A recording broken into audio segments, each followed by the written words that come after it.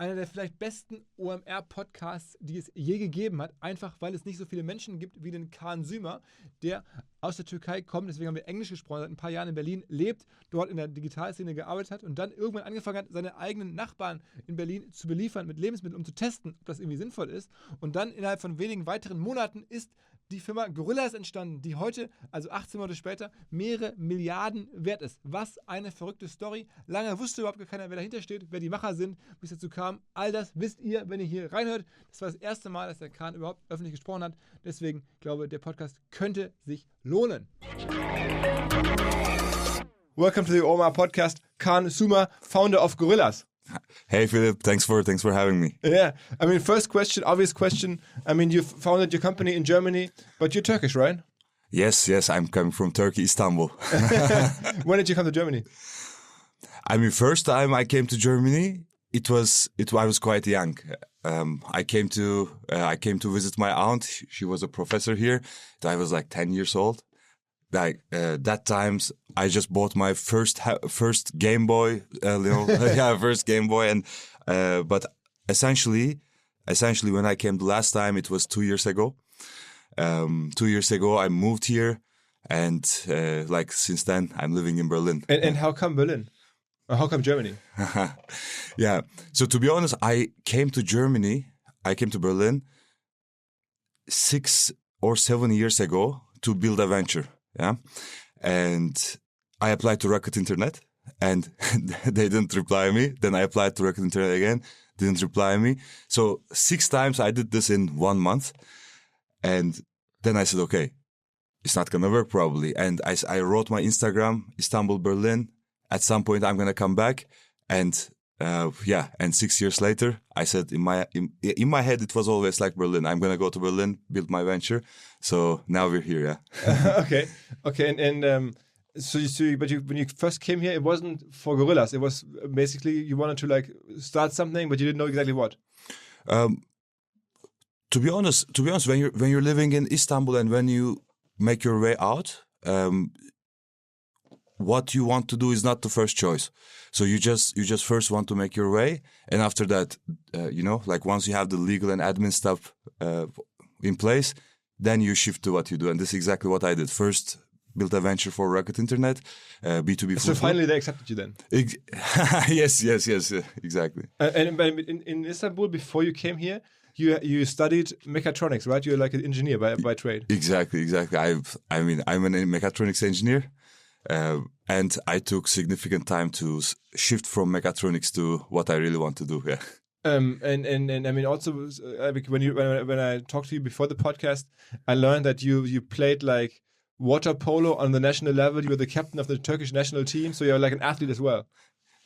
Yeah, like Philip, if as I told you also before the podcast, if you know 3 things about me, one is I'm madly in love with bikes, and second, I'm in love with team sports, yeah.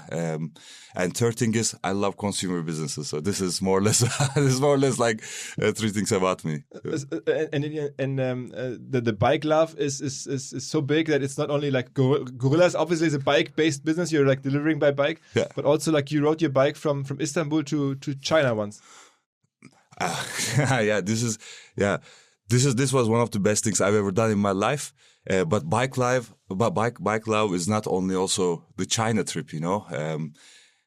I mean, I'm madly in love with bikes. When I came to Germany, I had 100 euros, 88 euros first day. I bought a bike. I have a bike tattoo, you know, like I carry my bike all around, and bike love is something that kind of touched me across my life, and I think now that we changed this second biggest consumer spend on 2 wheels, it feels super special. Okay, and I mean, so those 3 pillars of your life are also like included in Gorillas, like obviously the bikes and I mean, you told me about like your warehouses, and the warehouses are basically your locker rooms. So you have like loud techno music in the warehouses. And yeah, definitely. So one thing I enjoyed while playing water polo is the locker rooms. It's like before the game, it's all about motivation, it's all about passion, it's all about commitment and the team. And after the game, it's more like celebration and very relaxed and sentimental feelings. So this is exactly what I see also in our warehouses now. Now we have this decentralized warehouses. Everyone, goes for the same goal. And I just love it, I just love it. It's super special. You enter the warehouse, like techno music playing. There people are shouting like, "This is my order! Hey, give me my order! Didn't you put the banana inside?" This. It's super special environments, I would say. How old are you today? Today I'm 32. 32? Yeah. Okay. And you also you fitted in like a couple of years of consulting, right? You worked as a consultant in Istanbul as well, right? Yes. So, so basically, I built my first venture, and after that, I said, okay, if I want to build a venture and raise some funds, this was my hypothesis by then. I need to have some reputation, some form of reputation, and especially if I want to do this in Europe. So I told myself, okay, Kağan, you either be an entrepreneur or do something that will take you to entrepreneurship. And at that moment, I realized consulting is a very good option to do this. Is a very good option to do this. And at that point, I jumped into Bain & Company. 3 years, three politically correct years, I would say.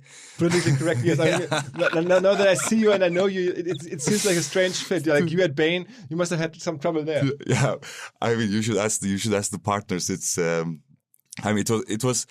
To be honest, I'm someone who cannot be politically correct just because the environment is politically correct, and this this sometimes gave tough times to the team, but overall it was quite successful. So 3 years full of implementation. Yeah, I didn't do so many slides. That's why our pitch deck is not the fanciest one, but just the pragmatic ones. First half, I built with a great team one of the best loyalty programs globally, I would say, between a Turkish bank and between Turkish Airlines. So we built this credit card, the retail partnerships, the app. So it was great project with full of implementation and data. It was successful, so that Bain told me that, okay, Kağan, now you can do some entrepreneurial projects, and the rest. So second half, 1.5 years, it was all about moving from conglomerate to conglomerate and building small startups. But then you came to Berlin, and you finally left Bain, and you came to Berlin. And did you already have this idea of Gorillas with you? I know there's a Turkish version of Gorillas. What's it called? Getir. Yeah. Getir. Yeah. Getir. In my Turkish, it's Getir. Did you already carry that in your head, or what brought you to finally found Gorillas?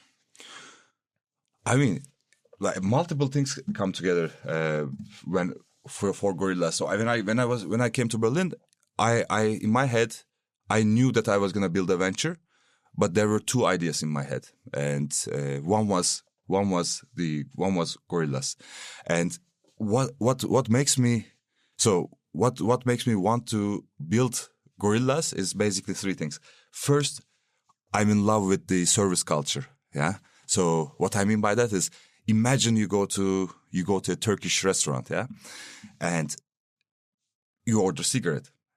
First of all, they bring you the cigarette, but most importantly, when you ask for it, someone goes to the kiosk, they get the cigarette, they open the pack, they put on a nice plate, they showcase you this cigarette pack, and this is not only in this example, like in every part of the culture, there's service culture, and I quite like it. And this was something that I was seeking in each time that I was in Europe, especially Northern Europe and Western Europe. So the service culture is not the same. Turkey has a much more service-oriented culture. Yeah, yes. I think how people approach the service is a bit different. This has multiple reasons in my point of view. One might be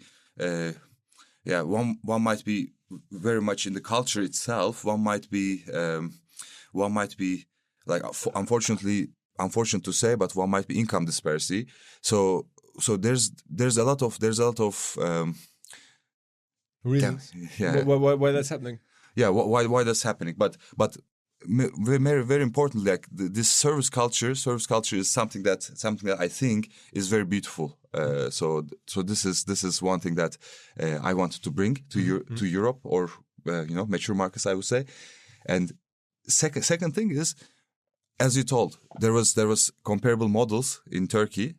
Not only Getir, but I mean, if you think about this, when I was a little kid, yeah, how we were doing our groceries, I tell you, my mom was opening the window, shouting, 2 breads, one eggs and blah, and then the kiosk in front of us, they were just bringing the products. My mom was releasing one basket from the window, and it was 10 minutes.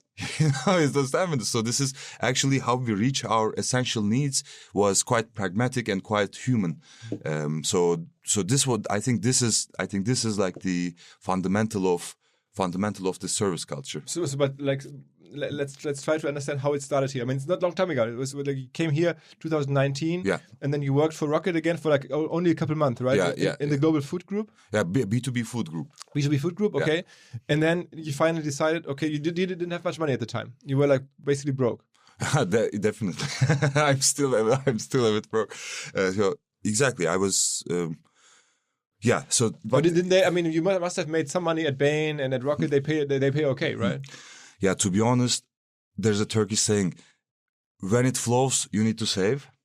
And I never had a feeling that it flows in. So I mean, yeah, because the moment, in my point of view, even if you're in a most well-paid job, you're still in a well-paid job, and you don't really. I mean, you help creating the value, but you don't create financial value for your personal funds, in my point of view. So that's why I said I never wanted to save. I just want to invest in myself and my life, and So what was it like then? Like end of 2019, so a couple of months before Corona started, you decided to give it a try. I mean, and the story is apparently that you have started. I mean, the company wasn't called Gorillas at the time. It was called, what was it then? The first name? I tell you the story, Philip. Okay. I tell you the story. So I came to Germany with my wife, yeah. And first we were super happy. That we're here, but then we realized that it's gonna take a while until we get the same standards in Turkey, and we were literally quite broke, yeah. I mean, constantly living in the minus, single income. So we were exploring how we can decrease our costs, yeah. And actually, two things happened. One is like you asked me the story how I built Gorillas. This is the exact story. So one day we are coming from the grocery store with my wife, and we were walking, and we were thinking, oh man, we spent like so much money like this time, and how are we gonna do this? How are we gonna handle this? And I was thinking about this model, like I need to build Gorillas. I need to build Gorillas. And exact same time that we were thinking what to do next, or how do we cut our expenses, never happened to me in my life. I never found money on the street. Never happened to me in my life. It was windy, and this €5 bill out of nowhere, it just stick to my leg, and it stayed there for like 1 second or so. 1 second is actually quite a lot when something like this happens. And I'm a superstitious person, and I said, oh man, like if this is not a sign, what's a sign? And I looked at my wife. I said, we now go to our place. We empty the living room. We build the shelves, get the products from Metro, and then I just do this. So we literally, with all, like the moment we get inside of our house, I mean, she thought that I'm crazy. She still thinks that I'm crazy. And she has a point. She knows me very well. But I just begin from that moment on. I never stopped until then. So you walked home like in a regular everyday situation. You found money on the street. You took this as a sign. Then you came back to your apartment, and you created a warehouse in your apartment. And how did then you built your first website, and how did you find your first customers? Yeah. So So of course, meanwhile, I said I worked on that. So what I did is, while I'm building the shelves, from OB, got the products from Metro, I called my friend from Poland and I told him, man, there's something crazy. I have a crazy idea and you need to support it. And it's gonna be big. And when it's gonna be big, you're gonna be happy that you helped me at the moment. He said, okay, what do you want? He's doing marketplaces. He's building marketplaces. A software developer. Yeah, software, but super basic marketplaces. And I told him, just give me one marketplace, have a neutral design, select one, and I'm gonna change the domain. I'm gonna change the product pictures, and after that, I'm gonna use it for a while. So he gave you like a pre-developed marketplace, like a software for that, and that was your first. Exactly. And so, what was the company called at the time? Yeah, Get Goodies. You had the name Get Goodies at the time. Get Goodies. Oh, and then you put all the supermarket products on this marketplace, and then how did you get traffic on this? So my wife helped me a lot on this one. So what I did is I prepared flyers, like flyer designs, and I posted them on A4 papers. Like four flyers on one A4 paper, and I had 100, of 25 pages, and then I cut them, and I said, okay, now let's do this. Let's put them inside of the mailboxes. I mean, and so you walked around the neighborhood and put them in the mailbox yourself. Exactly, it's my apartment next door, across the street. So it worked like a charm. 400. What's the conversion rate? 2% or so. I heard in food delivery when you flyer it. I mean, we had 10% conversion. So you let's say that you had like A4 papers. You cut them out. So one paper gave you 4 flyers. Exactly. And how many flyers did you throw? 25. 250. No, so in total 100 flyers. 100 flyers. 100 flyers, and 10 replied to you and wanted to order food with you. Yeah, first of all, I didn't have a functioning website. I didn't have the checkout. So because I just cloned one thing and put my products there, I checked people on Google Analytics. Like first they entered, they spent a little bit time, they added products, and then they wanted to go check out. But I didn't have a checkout, so that's why some of them converted to cash payments. But many of them, I realized that they want to go to credit card payment and PayPal payment. So that's why I said, okay, this is gonna convert.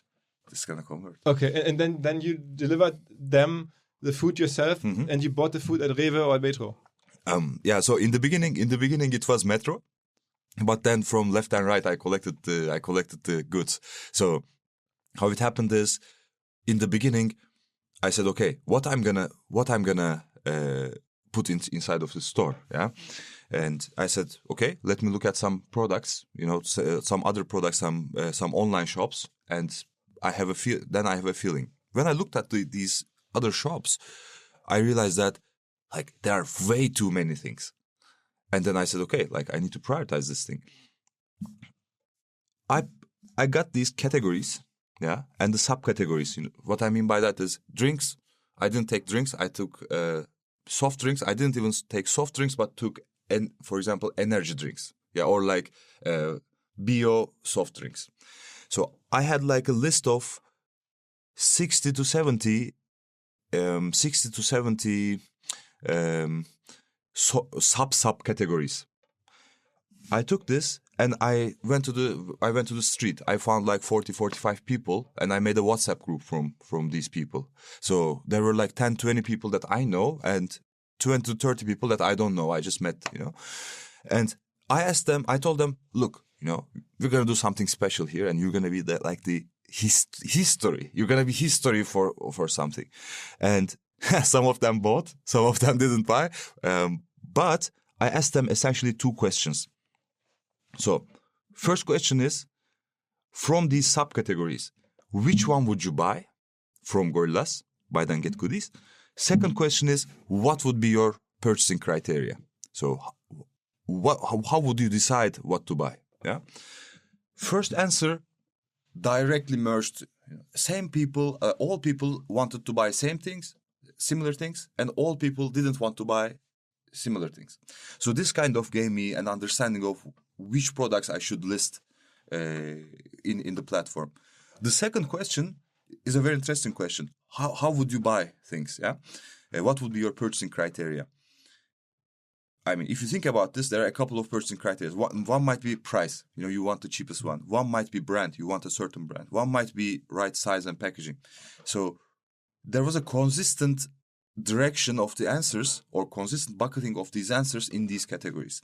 What I mean by that, you want to buy trash bag, yeah? If you go to a supermarket, you see tons of trash bags. It's like one complete aisle, not aisle, shelf. Mm-hmm. But essentially, people want to have the right size. They don't care about the brand. They don't care about the color. What they care about is, I want 10 liter, 20 liter, 35 liter, 60 liter bag. And I want a bio option for this, like a environmentally healthy option. Mm-hmm. So that's why you can actually have 6 products there, six SKUs there, and you can close it. You don't need a huge aisle. But when it comes to beer, then people begin saying, I want Heineken, I want a Bruegge, I love my local beer shop. So there you see that you cannot only have the sizes, you need to have like different brands. So that's why we went wider. But your market research was basically a WhatsApp group that you created from people on the street. Yeah. I think I love those searches. So this is at Bain. We did many of them, and it works. It works like a charm, and it's more personal. I love it. And I mean, how did you then turn this marketplace that you got from your Polish friend into the app that we know today? I mean, who built this? I mean, who gave you the first help that technically? You're not a developer. No, I didn't have a developer. But I met the best person. So it was quite lucky that I met him. So Ronnie Shibli, our current CTO, was building the exact same business in Lebanon. So while I was searching for our product partner, I took a deep breath and I searched for the exact same product. I mean, I didn't search for a marketplace. I didn't search for a prototype that can be customized. I searched for someone who I can communicate well with, or I understand myself. We have the same values, and they built the exact same business. So Ronnie, apparently, I didn't know him by then, but I heard that there's someone in Lebanon who's doing the exact same thing. I mean, how did you find him? On LinkedIn, or how did you find him? So basically, first I found the company. What's it called, Lebanon? Knock Knock. Knock Knock. Yeah. Okay. Then second thing was to find who was behind it, and there I realized that there's someone who's my second circle knows him. So he was my third network. So so I reached Ralph, a common friend of ours, and basically I reached him, and after that we clicked from the very first day. And then you convinced the guy from Lebanon. He lived in Beirut at the time. Yeah. He was living in Beirut, and man, first we begin as customer and partner. So we're doing, hey, I want this, this is my design. I want to do it this way. I don't like this, I cannot release this. But then I realized that this guy is also crazy like me. He's we are talking at 1:32 to in the night. He's waking up, he's going to a room, and he's talking to me. And we really, sometimes we get heated, sometimes we celebrate. It's full of emotions. And at that point, I decided to put alarm clock for every day at 6 o'clock. In the morning? No, in the evening. In the evening. And at 6 o'clock for 3 months, I called him. I told him, Ronnie, you should join us. Ronnie, look, man, believe in me. This is crazy. Amazing team. You should join us. So at the end of this 90 days, one day, he didn't call me at 6, but he called me and he said that, Kağan, you know what? I'm coming there.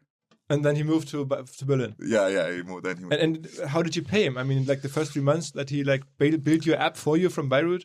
How did you pay him? Yeah.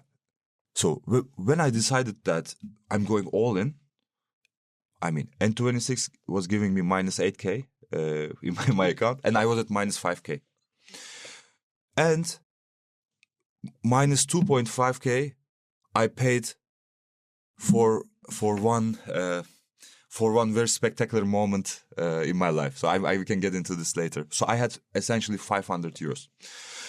So when Ronnie told me, like these are the costs, and we have these are the initial setup costs, and it's more or less this much. It's high 5 digits. I told him, no, 500 euros, man. 500 euros. I'm going all in.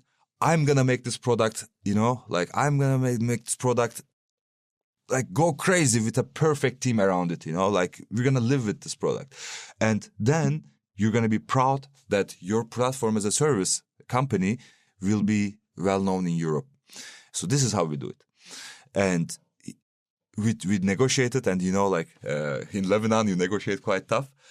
So we said, okay, let's give it a try. And I should appreciate that his trust and belief, because he had no reason to do it, and he did it, and I think it was a good decision. So the first month you basically built the company with no money. You had your friend in Poland who gave you the first marketplace. You had the guy in Lebanon who you gave 500 euros for the app. Yeah. And the merchandise. The products you bought them on with your like credits on Index and N26 at Rewe and Metro, and then resold them in your neighborhood.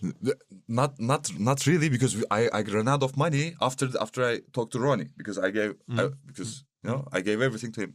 And then I said, okay, now we need to make this for real. We need to rent a place. We need to get some products. So how can I do it?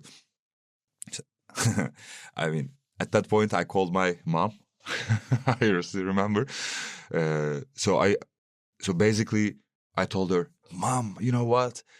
I raised the money. I got the funds in. Finally, it's happening. But there's nothing, Everyone says no every single day. You cheat your mom a little bit. Every single day, I get at least 10 to 20 no's at those times. Oh, you were already pitching at the time? I'm pre-revenue. I began pitching, yeah. And to VCs? To angels most of the time. And I'm seeing the reaction from the market. Man, everyone's laughing. They're listening to me and they're laughing while they're listening, but in a teasing way. And I said, okay, so I need to get this money in. I need to get this running. I called my mom, told her, Mom, I raised the money. This is going to be big. I'm doing this. But I need to pay the lawyers. I need to pay the lawyers. Otherwise I cannot get the money. And I think she understood that, it's not that straightforward. So she gave you a couple of thousand. She gave me 4,000, and also my co-founder put 4,000, and so it's 8,000 euros. Yeah, and we said, okay, now we rent the first place. We begin biking. We looked around. So we were about to share a 30-meter square place with a fashion designer. Then we said, no, man, this is gonna go crazy. We cannot get this place. And we found a place at Danziger Straße.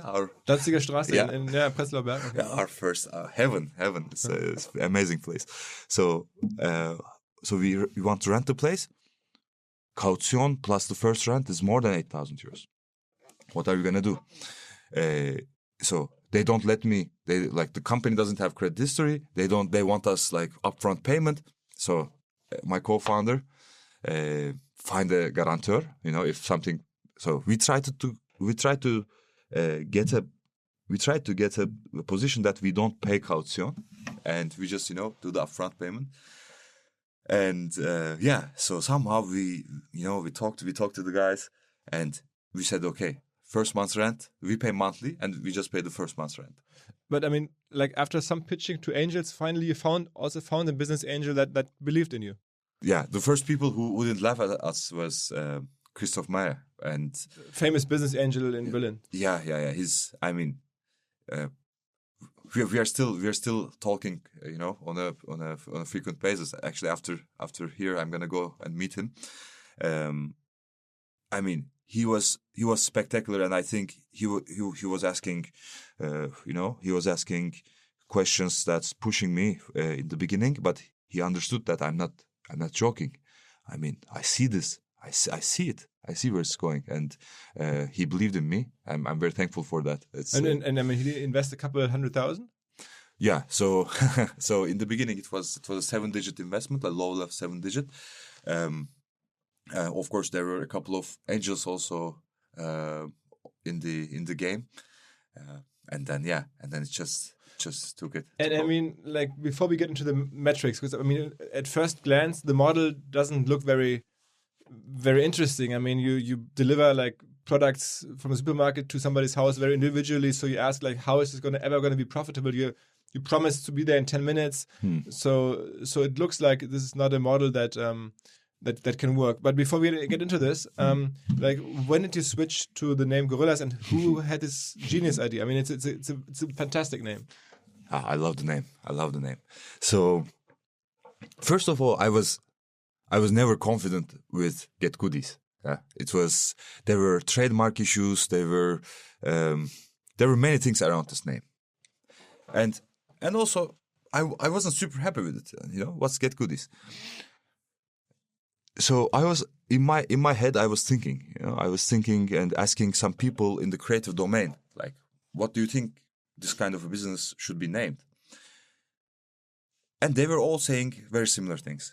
Grocery is about trust. Grocery is about freshness. Grocery is about green, and like it's about building this trust. I said, okay, it's about trust. It's about freshness. But is it only the name? It's not only the name, how we build trust and freshness. And if you look at the domain now, there's Rewe, Aldi, Bio Company, like there are many different names who have been with their visuals, with their overall composure, owning this fresh and trust and other things around supermarkets. And if today with a super bold model, if you try to own the same thing, first of all, you're going into a losing game. It's a losing battle there, because I mean, I trust these guys, and I wouldn't trust Gorillas in the beginning. So it's not about trust, basically. Actually, at that point, I begin thinking, okay, it's about values. It's about who we are. And then I begin thinking about like, who are we? What are we doing? Is this a grocery company that delivers things in 10 minutes? Or is it a bunch of crazy people that get together and, try to rush packets from A to B? Not at all. So at our core, we are about 4 things. We are authentic people, taking bold decisions, owning the change and don't wait for the change, and always keep riding. So these 4 people, bold and authentic, is it Get Goodies? No, man, it's Gorillas, And so you had the idea. It was your name. You sat there and said, "Okay, I'm going to call it Gorillas." That was your brainchild. Yeah, I mean, it was my brainchild. The hardest part was to convince people that it should be Gorillas. And at the end of I didn't convince it. Like, and it's Gorillas because of the Go. I mean, there's Go Puff in the US, which is like a game, very similar game. And did you want to have something with Go in the beginning, or how did you find it? No. I mean, not at all. I would say it's these kind of things they shaped later on, but we didn't think about in the beginning. Get Goodies was something like that. That's okay. There should be goodies like maybe get but Gorillas, it was just an outcome of the process, this thought process that I just thought. And it's bold, authentic. It can reflect our values. It can carry our values, and it's not grocery only. It's about doing things unconventionally. Okay. And so now the model. I mean, how does the model work, and why is this such a strong model? I mean, how many people do you have today? How many employees?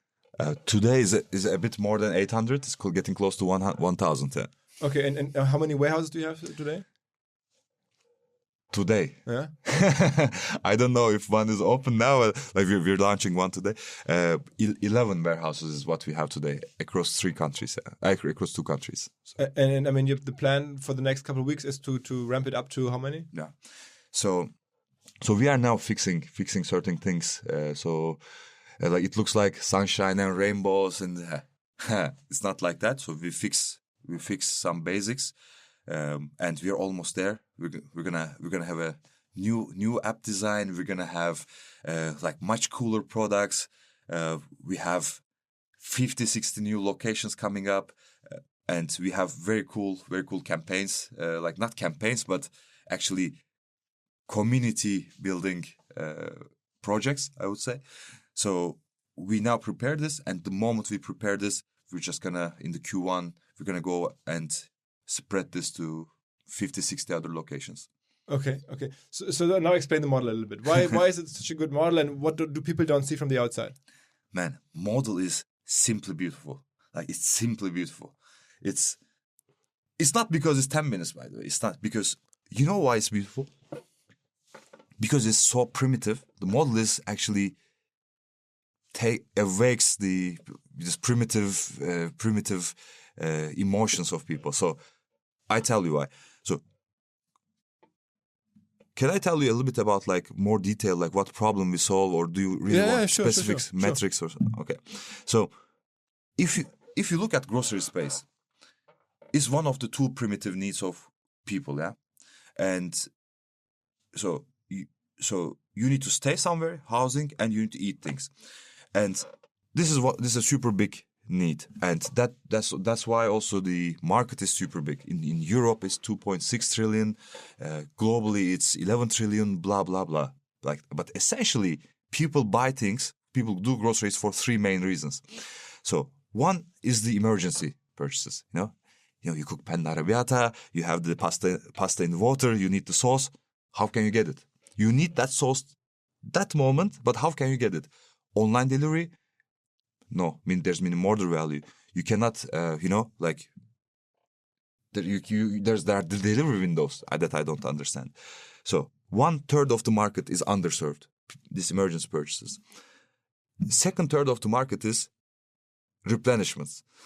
So basically, this is the use case. You go to your kitchen, you open your fridge, you look inside of your fridge, and at that moment you want to grab something from your fridge. And that moment you realize that the thing that you want to grab from your fridge is not in your fridge. So you realize that, oh man, I want things to appear here. The need is super, super, super emergent actually. But what do?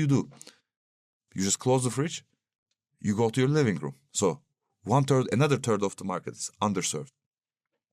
What we think is, the beauty of this model is not that 2/3 of the market is underserved, like Monday, team yoga.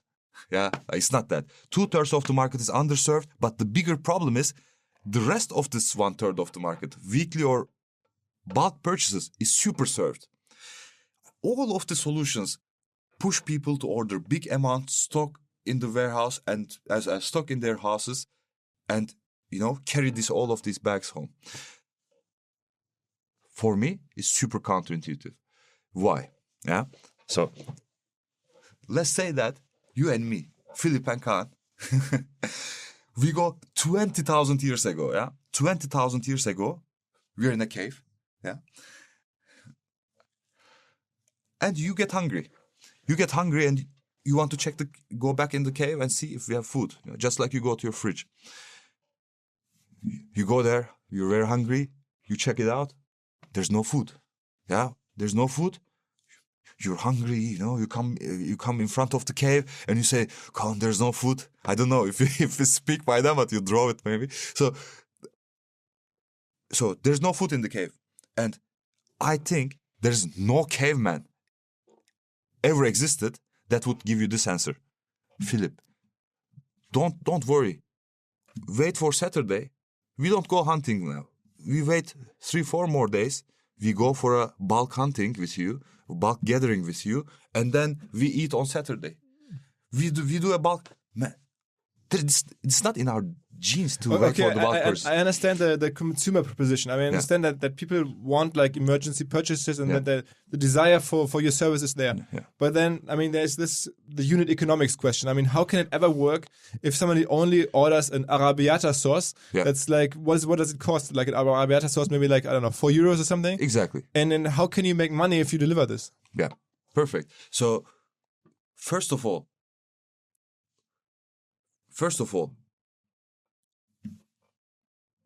So let me finish what I tell you, and then it's gonna connect to this question, okay? So what we believed is if one company pops up and serves these emergency purchases like Arabiyat or the replenishments, people would shift their share of wallet more and more from these big purchases to the middle ones. People wouldn't do big purchases, but do smaller, but like more frequent ones. And within these small purchases, there will be the arrabbiata sauce, but there will be also the replenishments, which is quite sizable. Arrabbiata sauce is 1.99 in our store, but replenishment is 50, 60 euros, sometimes more. Yeah. So the question is, where would it end up as average order value? Coming to your question, and I think the answer of this question is this. Imagine you do everything bulkly. Imagine a scale. On one side of the scale, there's super bulk purchases. You buy everything that you need that month once. Yeah, auf einmal. And on the other side of the scale, you buy everything alone. You buy the sauce alone. You buy the water, one bottle of water, one banana, like everything. Buying everything auf einmal once in advance is not convenient, but also buying one by one is also not convenient. So there is somewhere in between. There's a sweet spot for convenience that will shape things. So the question is, where's this point gonna be? So basically, the question is, what's your average order value in the long term? Yeah, in the long term, it's gonna be over 30 euros for sure. I mean, over 30 euros, you think? And you see it already? Is it already like? It's shaping. It's shaping towards that. It's shaping towards that. So with 30 euro order value, you can be profitable. So your purchasing conditions are good enough, so you get enough margin from buying the products. So that basically right now at Gorillas, the products cost the same as in the supermarket. You don't have you're not very expensive for the customer, right? Exactly. No, because it's enough. It's enough. Like the model is more efficient. The model has less in-store costs. The model has less in-store costs is a very big one actually. So we have less in-store costs, and this is reflected to prices. Also, we have less waste. That also is reflected to fresh prices. Okay, but you have all the rider costs. Yeah, I mean, so in Hamburg yesterday. So yesterday in Hamburg, I did 2 rides in 30 minutes. So it's much less than my Berlin average. But I mean. So if you ride yourself, you can do like five deliveries in an hour? Yeah, in Berlin I do 5 deliveries in an hour. And is that like true for most of your workers? No, not at all. Because man, when I'm on my bike, you get it fast. Yeah. But like how much can your average delivery colleague do? Yeah, I mean this is sensitive, but I can tell you, this is like a bedroom info. So I mean I'm happy to tell you, but. What I can tell you is it's gonna. So I can compare it with the food delivery a little bit for you. Yeah. So what happens in food delivery? First of all, I mean, you mean restaurant delivery? Restaurant delivery. Yeah. Restaurant. Lieferando. Exactly. And this stuff. So there are 3 things. Yeah. Your average order value, your take rate, and how many orders you do per hour. Mm-hmm. Let's begin with the average order value. I might be wrong with these numbers. Maybe it developed, but when I was benchmarking, I was using these numbers. So the average order value is around 16 to 20 euros for meal. For meal, yeah. So this is what and this is happening with a minimum order value. So on this average order value, you have 20 to 30% take rates, commissions from the restaurants. And if you're lucky, in a complete day, you do somewhere between 1.8 to 2.2 rides per rider hour. And demand distribution is super off. Nothing happens. People get hungry during lunchtime. Huge peak. Nothing happens, or less thing happen. And after that, people get hungry again in the night. So take this one, and this one created a mission impossible for delivery companies, food delivery companies, and put some competition on top and increase the marketing cost. You burn like 10 to 15 euros per order. So this gave a so bitter taste to the to the journalists, entrepreneurs, and investors. And now there's a myth: no delivery company can make money, or can make money is, I think, actually a bad thing to say, but cannot build a sustainable change in the domain. So what happened after that in food delivery?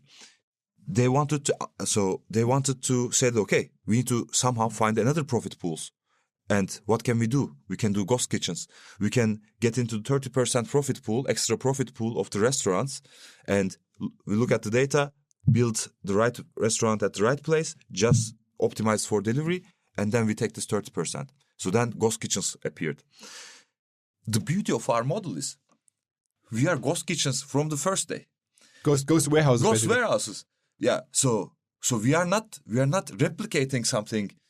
If we would go and pick from the supermarket, then we would have done the same thing. But basically, we are not doing that. We own our own inventory, and this makes us. So you're saying we have compared to Lieferando and Delivery Hero and those companies, you have a better average order value. Yeah. You have a higher frequency per hour. Definitely. You have no peak hours. Or less peak hours. Less peak hours. Yeah. Less peak hours, and you have better margins because you don't have the restaurant margin. You can buy directly from the producer. So you're saying and we're talking about companies that are worth billions. I mean, Lieferando is worth billions, and Delivery Hero is worth billions. Yeah. So you're saying basically, you found the better model, and compared to companies that are quite valuable. I didn't find the model. But but we are executing very well, in my point of view. Mm-hmm. So we haven't found the model.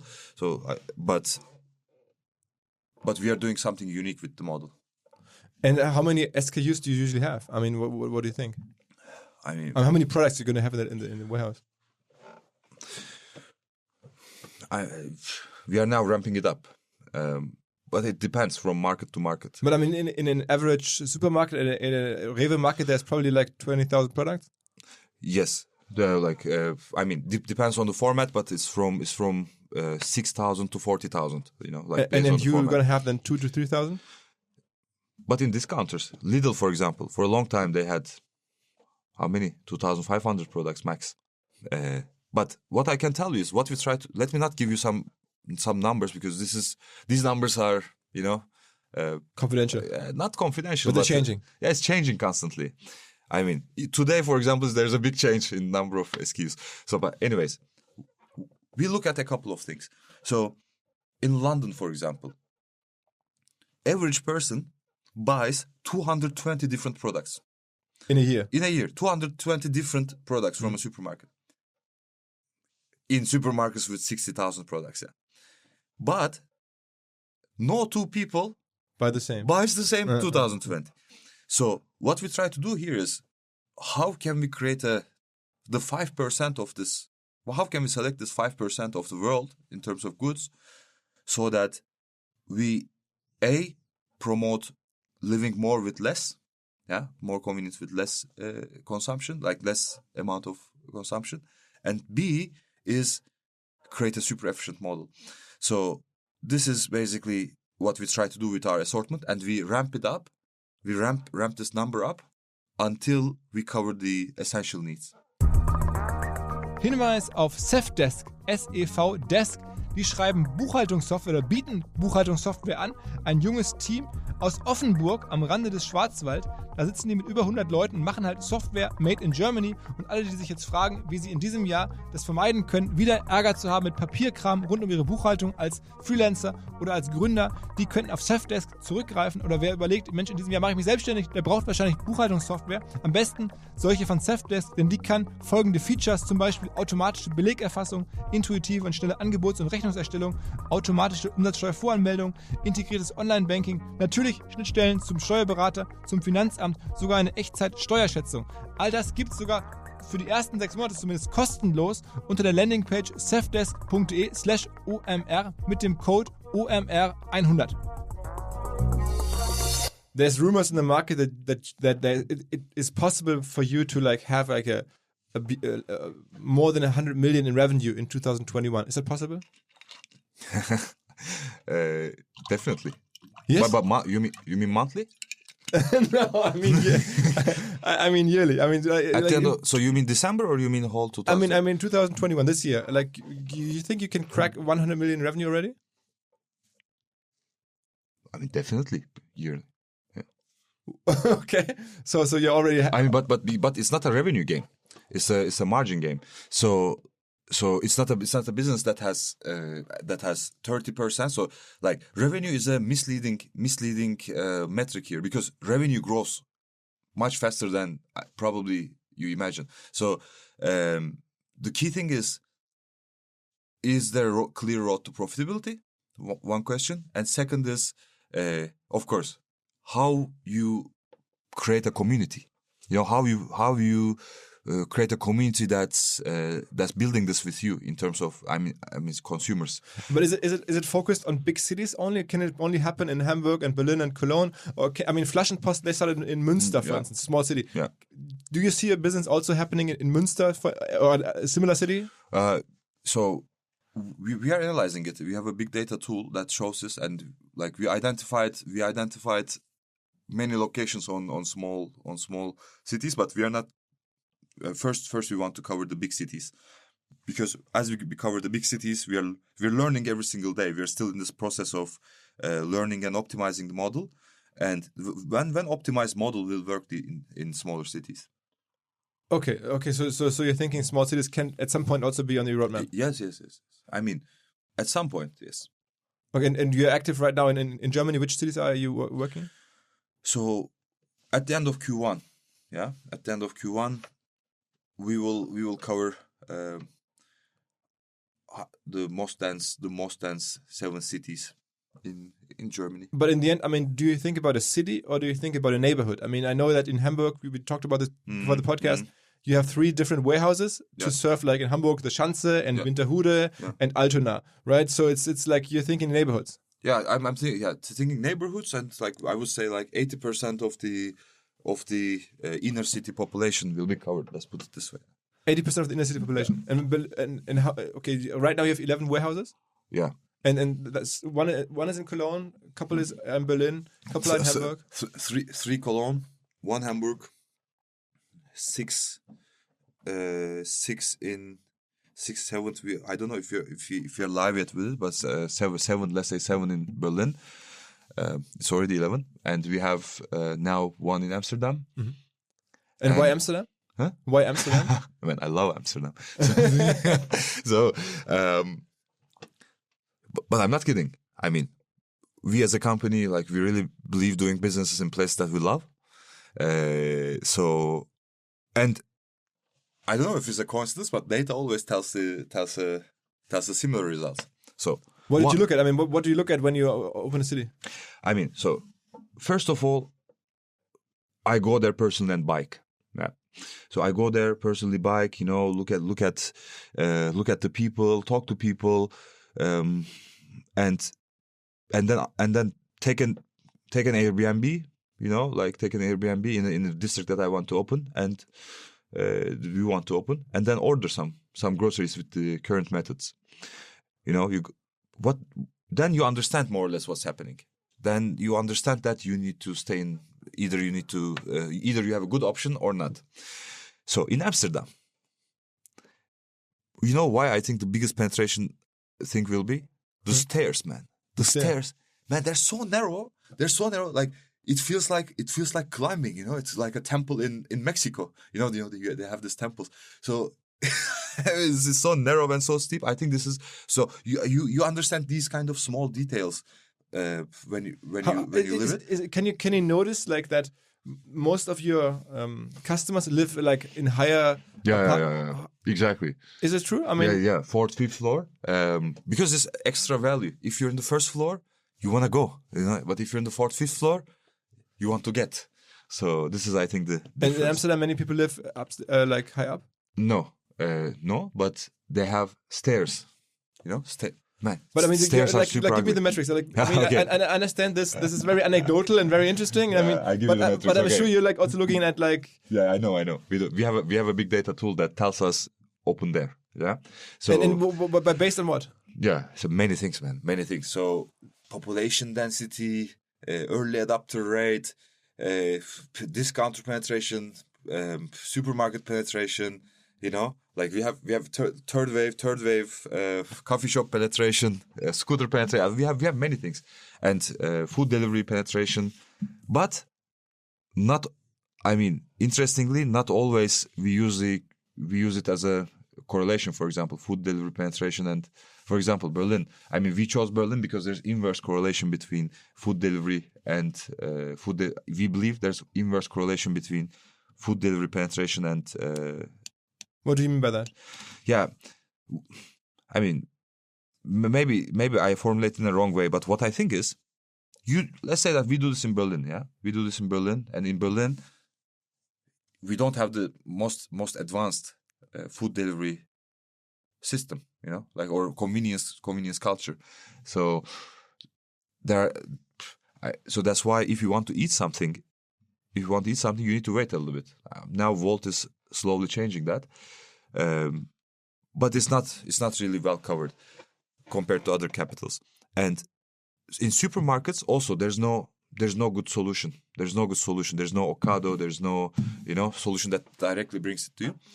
So that's why what we do here is perceived, the incremental value of what we do here perceived as super high. What I mean by that is it feels like getting a solution from 90s to 2030, and this creates like wow, like it's a wow effect. A wow effect. But well, with like which creates a good viral effect around the business. But if you go to London, for example, yeah, Amsterdam is also one of the landscapes like this. So the digital solutions are so advanced, you know, like are so convenient that the incremental value that you bring is not from 90s to 2030s, but it's more like 20s to 30s. In Amsterdam or like where? In Amsterdam, yeah. Mm-hmm. So, in my point of view, then you just say, okay, 10 minutes delivery, it's good. It's another solution. You know, it's not like, wow, man, that's 10 minutes. So you're saying that the wow effect is bigger in Berlin than in Amsterdam? It's going to be like that in my point of view. It's going to be like that in markets that has lower levels of. This is just a hypothesis. It might be completely wrong. But so you're saying like most German cities are like in the 90s in terms of food delivery, and like foreign or like international cities, some of them are already like more advanced. You have more convenience there, and so Gorillas is not going to make such a big difference. Yeah, I don't want to say it's 90s, but especially after the delivery wars, you know, like it wasn't like that for 2 years ago because there were like Deliveroo, Foodora, Lieferando, but then once they get out, there was a big gap of convenience. For a long time there was only Lieferando there, and compared to other capitals, this was one of the only capitals that I've been, and I see only, you know, one player taking the market in an. How many customers do you have? like roughly. Yeah. What I can say is, in our delivery, so let me not tell you the numbers exactly, but it's more than 50,000. Yeah. It's more than that. Yeah, more than that. But is it already 6 digit? It's getting there. It's gonna be there. Like once we open. First of all, not customers. So I want to tell this. You know, like we are super into metrics, but so we don't really treat this, okay, customers, CRM, discount code, like it's like more. It's like we don't do that. So at the moment, what we do is, and we don't care so much about number of customers, Philip. So what we care about is repurchasing. Exactly, but a couple of things, not repurchasing. Like this is one metric we do, but what we would try to do is, we believe that if you're going to the moon, yeah, you shouldn't go to the supermarket, man. If you have this technology, you should have a more techy approach to do this. You know, you can go to the moon, man. Like, imagine this. We go to the space. This is for me something, you know, Incredible. So yeah, something incredible. But if we have this technology, why my most primitive need doesn't come to my home, you know? So this is a significant change. So this is not something incremental in my point of view, because there are huge industries around this most primitive need, and to move this, we need values. We need values and a community that shares these values, and we need to share these values to the community, and that's why number of customers is a misleading metric. Number of, like, size of the community, and community meaning that number of people that we went to their doors and explained our vision, explained what we try to change, explained who we are, is the real metric. And that comes with retention. That comes with, exactly like you said, retention. How, like, of course there's service levels attached to it, but retention is also about, you know, like if you have buy into the vision of the company. So how do you advertise? I mean, I understand first customers you gained them because they were your neighbors, and you threw the flyers into their mailboxes. And today, I mean, is it like all word of mouth? I mean, I see that you do some like app store advertising, but how do you advertise? I mean, we have a fancy name for it inside. We call it viral growth loop design. Viral growth loop design. Yeah. Okay. So this basically is something that we begin exploring and thinking about because we began in full constraints. Yeah. And what I mean by that is we had zero budget for marketing for a long time. And we said, okay, I mean, how can we design free touch points that will take our values and reflect to what we do? And so this is the approach we do. And touch point, what I mean is, like, every touch point that we have with the customer can be a different channel. It can be Facebook, it can be YouTube, it can be a postcard, it can be our bike crew on the street, you know, many touch points. So we design this viral growth loop. How do we do it? We do three things. We give our community, first of all, we give our community something they have to talk about.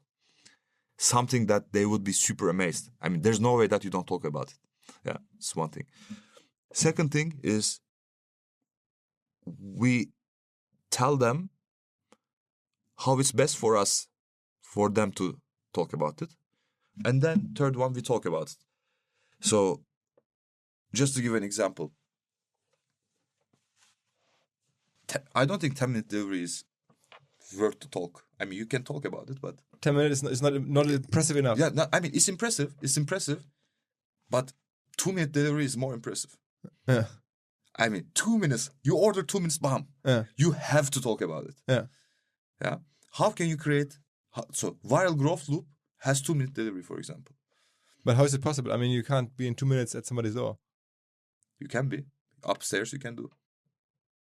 How? Upstairs of the warehouse you can do. Okay. So you know this concept of don't have 1,000 customers, don't have 100,000 customers that love you, but have like that. Don't have 100,000 customers, but have 100 people community that really loves you. This is what we believe is we are proud of building, and that's the base of why things are going viral. So and the fundamentals of this reality is these three things: 2 minutes delivery. I tell 2-3 minutes. And so it's not classic advertising, but so at some point will there be like people like riding the bikes in costumes, or will there be like gorillas costumes, or what is it going to be like? I ride myself sometimes with costumes, and I sometimes walk in costumes. But can you scale that? I mean, you can't scale that. I mean, No, I can scale it, and I don't want to scale that because because what I realized is some babies are getting scared. Man, you know, I walk sometimes, you know, like I'm super happy inside of the costume, but babies scared. We're not doing it. I mean, it's super viral. Like people like it, but we will stop it because babies scare. I don't like that. Okay, so okay, the even faster delivery times than 10 minutes is impressive. What else is impressive? Man, values. Sticking to values is impressive. Authenticity is impressive. So you don't sell cigarettes. Is that also like because of your values? Yeah. I mean, this is more of a technical thing than our values. So our values is 4 things, and so I repeat this over and over again. But tell me if I repeat too much, because my job, what I do now is I repeat these values, man. I repeat it at all time, all parts of like all my teammates, you know. So authentic people, we are authentic people. We take bold decisions. We always own the change and always keep. But running. how are you going to bring it to the next level? I mean, I understand that. I mean, I know you, so I can totally trust that you have these values. But I mean, if you hire a rider, in the end, he has to like also carry that, and also you have to scale. I mean, how can you get this into Amsterdam and make it a business? You mean the values? Yeah, super easy. So, because it's a priority. Yeah, so because it's a priority, I save time on this because, I mean, first of all, it begins from me. Yeah, in the fundraising part. In the fundraising part, one of our coming to your marketing question, 25% of the traffic is generated by flashy colors. You know, flashy colors on the branding. You know, like you have pink, you have orange, you have I'm not comfortable in these colors. And in my vision is to change how riding is perceived. I lived on my bike 6 months, yeah? And I want to change how riding is perceived. How can you do this? 2 things. You have a legal base and a comfortable legal and financial base for our bike crew, and you make them proud on the bike. So then it's not a gig. They don't take the bag from A to B, but they're on a vision to change how riding is perceived. So within this vision, when we had zero money, we were raising funds, and one of the investors came in and you need to have a flashy color, you need to have like billboards. Like it's just like the fedora and delivery. They have cool colors, but I mean you can do it in a cool way, but you have to have flashy color. We didn't have money to invest in at that moment. I said, look, man, we can grow slower. We don't care.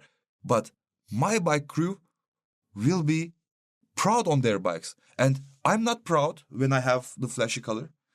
So I like all black. I want to have the nicest equipment, you know. Like the Gorillas logo looks like the Supreme logo almost. Yeah, like I want to be proud. My bike crew is not a bike crew that's a billboard. We are not billboards, man. If we grow less, we grow less. I mean, and if you don't want to invest because it's don't fucking invest in me, you know. So this is basically and we had 100 euros in the bank account while I'm saying this, and it was like, you know. Coming to your question, so how can you scale this to Amsterdam? How can you scale this to other countries? We religiously give the meaning why we exist, and I tell you how you can exist. There's only way to scale this is to really understand what's the purpose of the business, and is our purpose groceries? Is our purpose 10 minutes deliveries? It's not. The scaling of it, like this vibrant momentum around the business, is not about we deliver in 10 minutes or we deliver in 15 minutes or 7 minutes. It's about a company popped out, and with these 4 values, we created a magnetic connection with our community. Not because we delivered the groceries, because we inspired this community to interact with the world differently. They don't ask, how fast is this? They ask you, how did you do it? You know, they're inspired because like they realized there was so primitive need that they have, and we showed them. So this is how we scale it. Then let me just come back with a very technical marketing question. Like, ask me. Like the percentage of your marketing expenses, is that like 5% or like 2% or 10% of your revenue? Like, what do you think? What do you expect there? Just let me tell you the right answer. It's around 1.5%. 1.5% is only paid marketing, so it's not very important. Yeah. Okay, so it's viral is important. Huh? Viral is much more important than paid marketing. Yeah.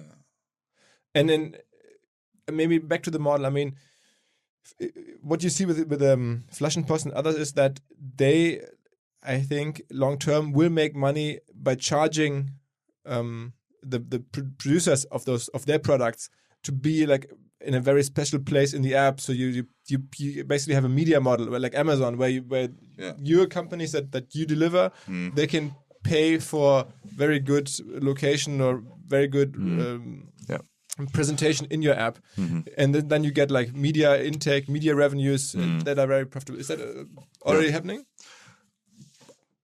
That was gonna happen, but we didn't want it to happen because like it was a very big corporation, and we didn't know if it was the right thing to do, because So you got approached by like a big supermarket, not supermarket, but like a CPG company. A CPG company, and they want to like give you money so that you present their products in a better place in the app. Yeah.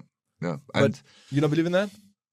I mean, they wanted us to display it in Gorillas Fave, man. Gorillas Fave is not packaged product. It's Gorillas Faves is like a certain tab in the app where you have products that you like personally. Or you or your team. Not me. But you know, this is just bananas for us. You know, we are gorillas, and you know what we like is bananas. So that's why in Gorillas Fave we have bananas. And they want that product to be there as well. Yeah, man. But I mean, do you see this business happening at some point? I see it happening. But it should happen our way. I mean, just because a couple of cents, we don't do it. Okay, so somebody has to spend big, and then he'll be like at a nice place in the app. No, just because a couple of cents, we wouldn't change our faves. Okay, but you can like do other things. You can like if somebody clicks on beverages, you can be the first beverage, or you can be the 10th. Yeah, we're gonna do it, and we're gonna do it the right way. We're not gonna do it in a way that we put something to our Gorillas faves if it's not our fave. Okay. What's the most purchased product? Guess what? Bananas. Seriously? Yeah, man, bananas. But bananas is amazing, you know. But I mean, it's not an emergency product. I mean, who's like cooking and needs a banana? Man, banana is something amazing. It's like, imagine this. Tell me one other fruit that's so tasty and you can access so easily. You buy this. But you're not lying. I mean, seriously, banana is the most bought product. Yes, it is. And what's the second? But every time you buy banana, you don't buy one. So you buy multiple, and you buy units. So maybe if you divide it into units, it's different. But banana is the biggest one. And the second one? Yeah, it's I mean, I don't know if I should tell this, but but it's about fruits and veggies, man. So the single most important category is fruits and veggies. I mean, it's important category because it's fresh stuff. It's fresh stuff. I mean, obviously, fresh stuff is what you need within 10 minutes. I mean, other stuff you can usually wait. Yeah, I can tell you a little bit about like why fresh stuff are selling a bit more than the fair share in supermarket maybe. So basically, one question: how can you buy blueberries on Saturday and still eat on Wednesday? It's almost impossible. It goes moldy. It goes non-fresh. So this like Gorillas, what we do is we help people to access fresh items and consume them when they're fresh. So this is a super beautiful part of the model, and that's why we see a lot of fresh consumption or low shelf life consumption in the model. And if you think about this, Philip, this is the consumer side. What do you do as a CPG company, like a big packaged goods company, to survive in in the current structure of the retail. So basically, what you do is you maximize your shelf life. And how you maximize your shelf life? You take something, you put in a plastic bag, you put some chemicals inside, and you make something natural, something, unnatural. And but when we penetrate, when we get more and more, when we increase our community, we will not only build this around the consumer. We will also change the food industry around it. Like this is like our grand vision. So we really see. I mean, decreasing the number of food industry is broken documentaries in Netflix or something. It's totally doable with this model. It's amazing. It's beautiful. It's a beautiful model. Hinweis auf einen neuen Podcast, und zwar auf den Datenkasper. Das ist ein Selbsthilfe-Podcast für Datenbetroffene, so nennen das die beiden Gründer oder die beiden Hosts des Podcasts, Lennart Stöver und Janosch Moldwey. Ich kenne die beiden schon seit einigen Jahren, sind wirklich ausgewiesene Experten im Bereich Data, BI-Experten, Data Science. Die haben entsprechend auch Firmen in dem Bereich gegründet. Der eine, der Lennart, hat Minubo gegründet, der Janosch hat Atriba gegründet. Beide Firmen drehen sich halt um diese Themen Machine Learning und Daten. All das dazugehört, und darüber wollen sie sprechen. Sehr humorvoll auch, aber auch vor allem Transparenz schaffen, Diskussionen anregen, digitale Technologien tiefer durchleuchten. Das ist die Idee vom Datenkasper. Ich glaube, das habe ich bislang noch nicht gehört, so ein Konzept. Könnte gut funktionieren. Ich bin gespannt, was sie da machen. Also der Datenkasper natürlich überall da, wo es Podcasts gibt, und wir haben auch versprochen, es ist leicht verständlich, es ist nichts für Experten. Auf geht's! And I mean, grand plans, and I mean, changing the food industry for the better, obviously. I mean, you're delivering by bike. There's so many aspects, and you have less waste, right? And I mean, now that there's like big time investors believing in this. Like a couple of weeks ago, it came out that you had a 44 million invested in the company by I think it's an American company, Turke. Turke. And so if they gave you 44 million to expand. So usually, like when you have that, it's not a big mystery. Your company is already worth like 200 million now. I mean, that's usually how it works. I mean, everybody knows that. I mean, you get 44 million, you don't give away the whole company, so usually give away like 20%. So you're already at this point, right? I mean, it's amazing. After like how is it now? Like 16 months from zero to like possibly 200 million. I mean, first of all, Kotu led the round. Yeah, so it's just to correct. They led the round, not the whole amount is from them coming from Kotu, and we are very lucky to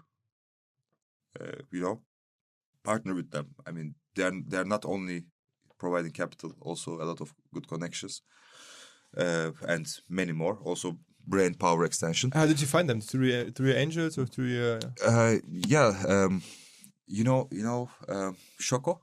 Yeah. Yeah, the also like very interesting new startup in Berlin. Shoko CEO Daniel introduced me.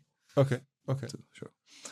And is that going to be is there a new round coming in 2021? You think? I mean, it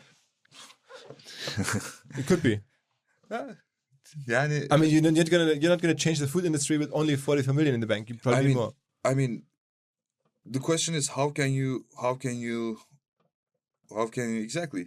change? How can you change it? And for change, you need capital in the beginning. And at the moment we need capital.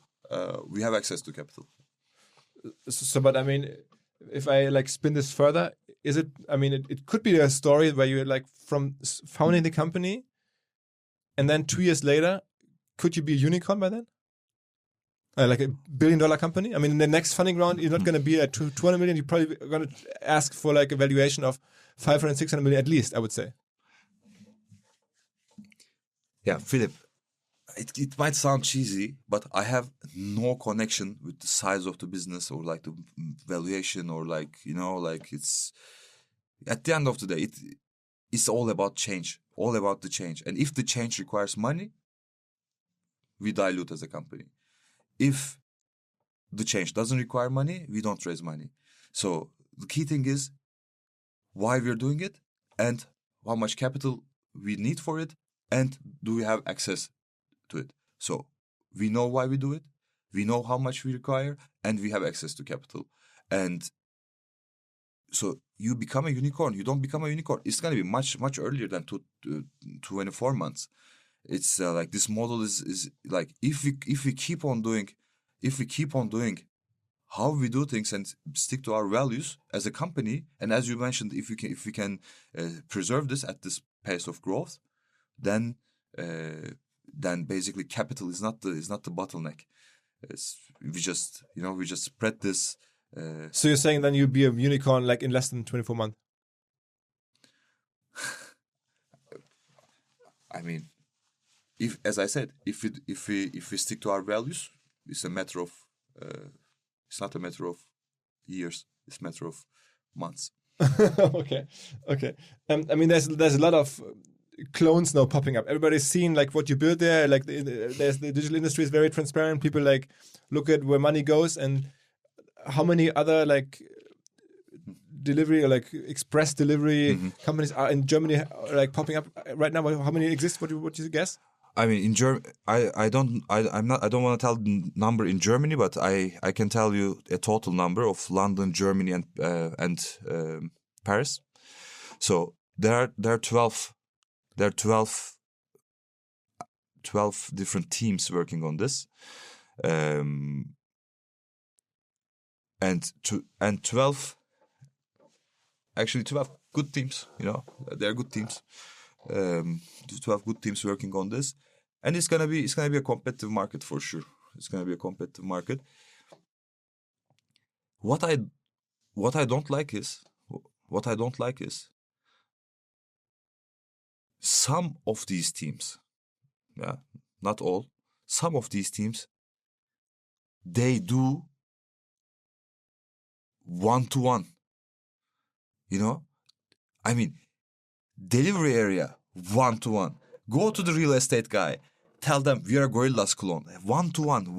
Like, I mean, this is like some of these people, also not with Gorillas, also with GoPuff. There's also one player now. There's exactly like, you know, maybe it's even GoPuff. I don't know. Like, it's so similar. So what I don't like is the beauty of the domain can be damaged by this, not by authentic people trying to do this. Like I'm super, like I love it. I love a good team, you know, like doing something witty, you know, like challenging. I love that. I want to be in that kind of a setup. But I mean, come on, I mean, have some values and reflect it to what you do. Because why I say this, man, Europe is an amazing place. For especially coming from you know Turkey, like we love our country, but we look at the know-how and the accumulation of knowledge in this continent, yeah. So there's a lot of good entrepreneurs. There's a lot of you know, like good works, art, love it, yeah. But as in this setup, there's also a lot of cloning happening. Like in a setup where you have this amazing thing. So you're saying if those clone people don't have the same passion as you, they might ruin the whole domain.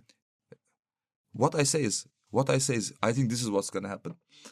For example, what happened in retail industry? Like we're gonna repeat the history, I think, with this model, with this cloning, and I don't like. That's why I want to scale as long as we're proud, you know, of what we're doing.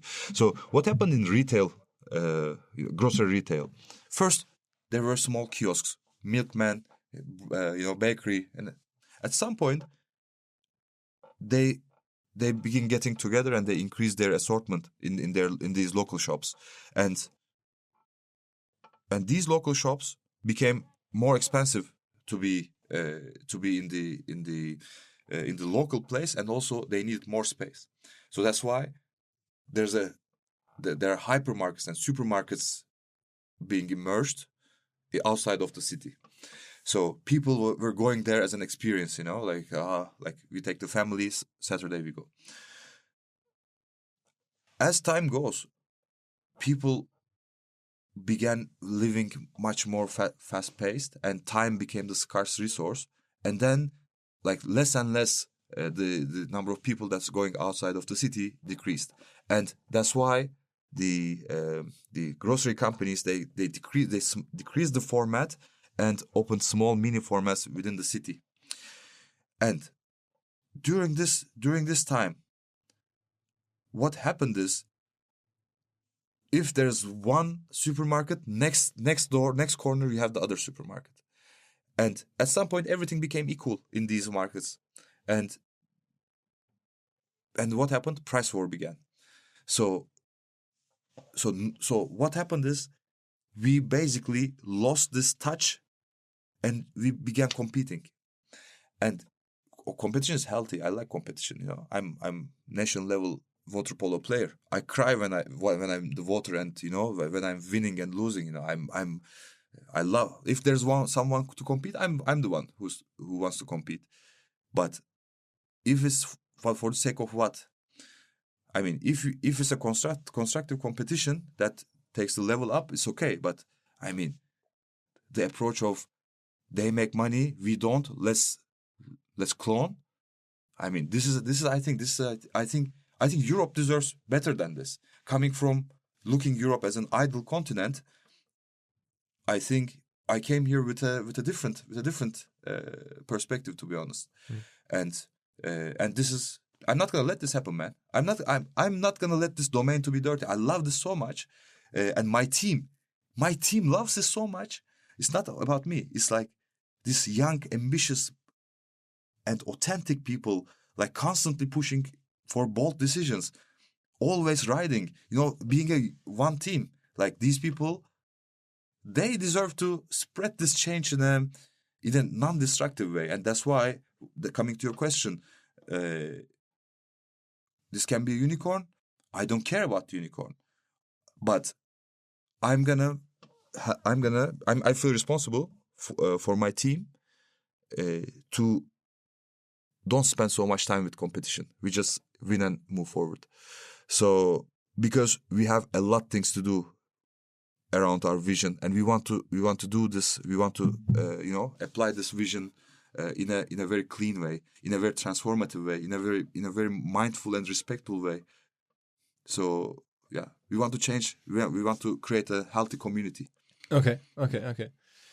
It's an amazing story. I mean, no matter the valuation, no matter the exact revenue right now, but I mean, you've like within a couple of months, you've like transformed your own life. Now you're like a founder that VCs want to talk to, private equity companies want to approach. I'm assuming like you get like inbound interest all the time. People like want to invest in you. And, a couple of months ago, you were like walking around in Berlin and cutting your own flyers. And I mean, sometimes it feels like a dream for you probably, right? To be honest, I still feel like I'm cutting my flyers. I mean, it's not like a dream. So, for example, now that I talk to you now, it feels weird. I mean, it feels weird. I want to go back to my, our warehouse and talk to Anton. You know, last time I saw him, it was September, and he came here and built an amazing team. You know, like he just graduated last year. I want to congratulate him and do a couple of rides with him. So at the moment, we are too far away from talking about being in a dream state. We are executing all in, and we don't feel like we established something. So only thing that we're proud of, two things. We establish we are a really good team, super connected, with cohesive, a cohesive team, and we have a really good community. We have a really good community of what's your target? I mean, how old is your average buyer? Our average buyer? Yeah.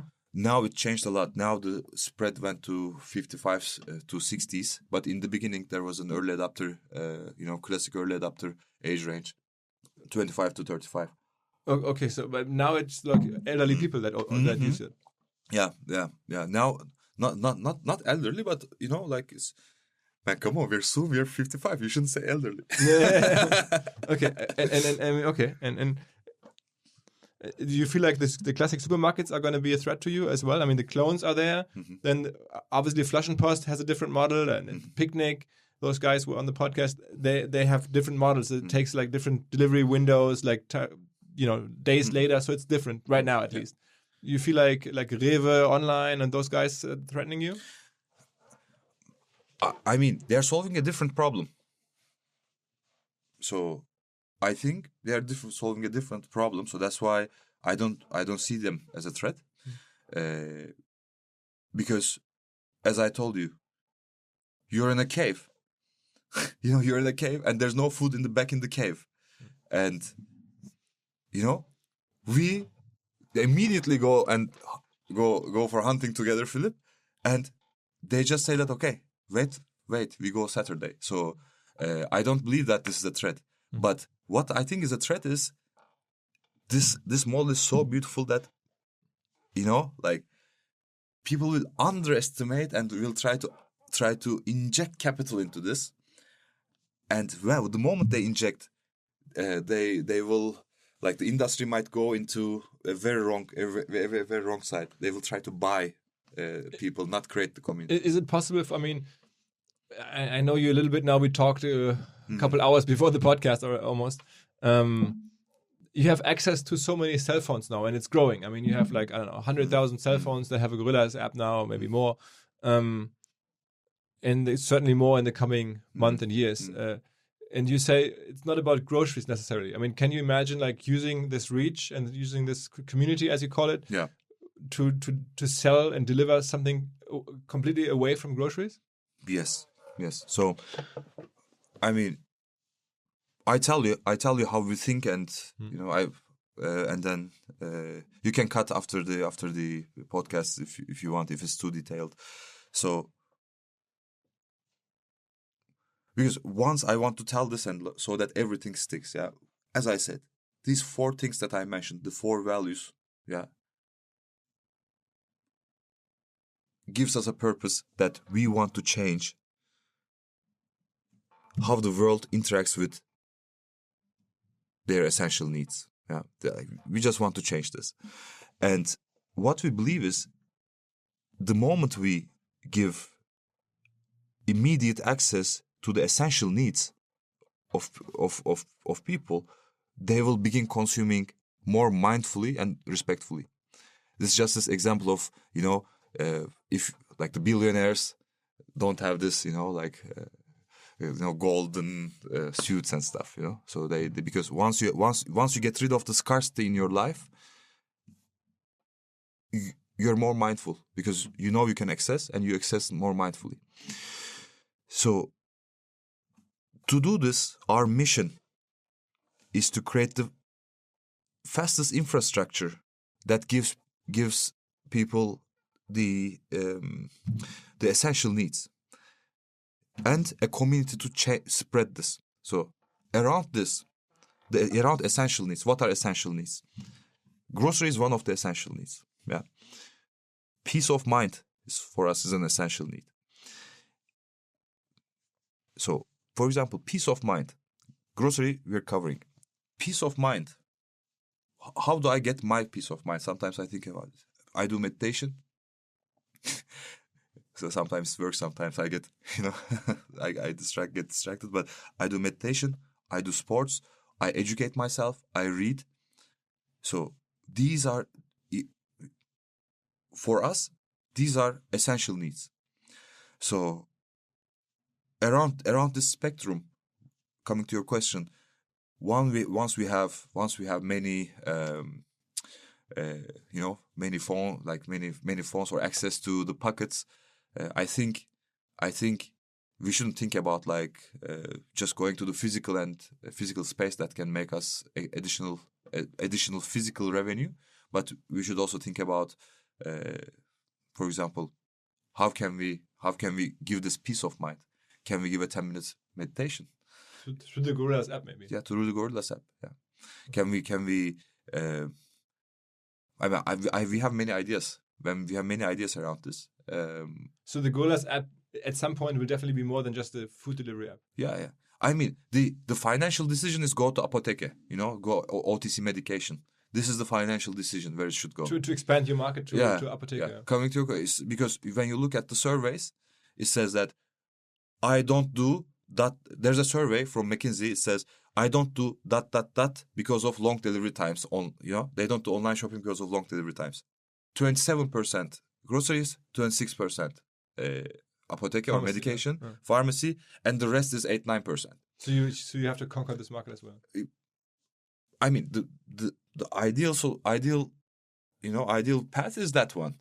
But as I said, is this our values? We are around, like, is this our value? So maybe there's a better solution for us. Maybe for us, meditation is a better solution than apotheke.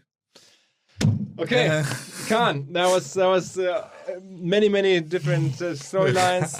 Very interesting situation. We definitely want to follow your story in the next month and years, and I'm sure you'll create more waves in the industry here in Germany and maybe in Europe. Thank you so much for coming by. Yeah, Philipp, thank you very much for inviting me, man. It was a super nice room with a super nice vibe that you created. So I really thank you for calling me. I quite enjoyed it. And one thing before we close, maybe I just want to send one thank you. Yeah, 9 months ago, actually, I was listening to your podcast. So it's not that I was listening and I was saying, okay, one day, I'm gonna talk about the vision and what we're doing and everything. And I think if I'm doing this now, it's purely about the two things, the team that's super united and the community that supports our vision. So I want to take, and also the combination of both. I want to thank both for my internal team, and I don't want to say external team, but also the external community. I'm super thankful, man. We're going to change this together for sure. I'm super pumped up for this. I love it. I love it. Thank you very much. Cheers. Ciao, ciao. Ciao, man. Bye, bye. Zum Schluss der Hinweis auf unseren Podcast-Branchen-Newsletter Mixdown. So heißt der. Meine Kollegin Danny schreibt den mit Input unseres gesamten Podcast-Teams. Und wer Bock hat, den zu lesen, kostenlos natürlich. Jeden Tag kommt er raus, ist er nur ganz kurz. Also Mixdown, alle Infos, vor allen Dingen die Möglichkeit zur Registrierung unter podstars.de/newsletter. Dieser Podcast wird produziert von Podstars bei OMR.